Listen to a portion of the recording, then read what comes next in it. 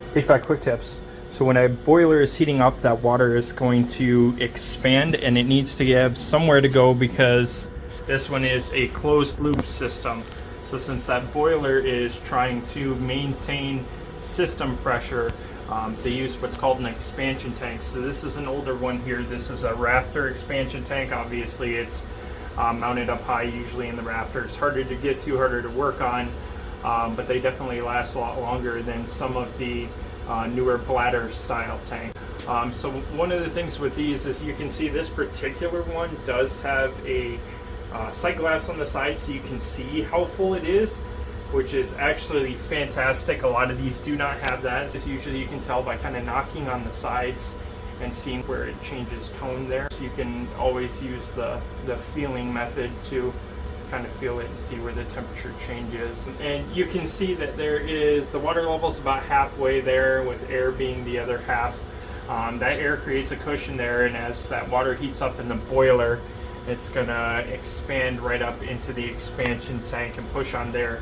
And what that's going to do is that's going to allow the system to maintain pressure. So what happens over time is that air actually absorbs into the water, into this system, and makes it less dense, just like when it becomes heated.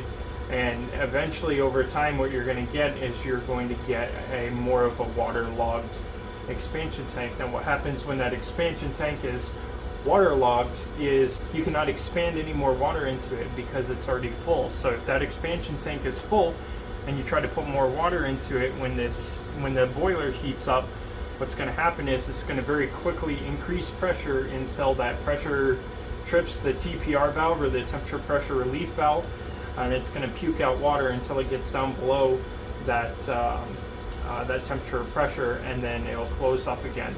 And so in a system without an autofill, that's going to be very easy to find, because number one, you're going to see water puking out of your TPR valve on your boiler system. So if you see that, if you're constantly running into that, check your expansion tank. It's probably waterlogged. In a system where you have an autofill, in those types of systems, it's going to be much harder to find, because the only indication you're going to have is your TPR valve is going to continue puking water. But you're never going to see a low pressure, because your fill valve is always trying to maintain pressure in that system.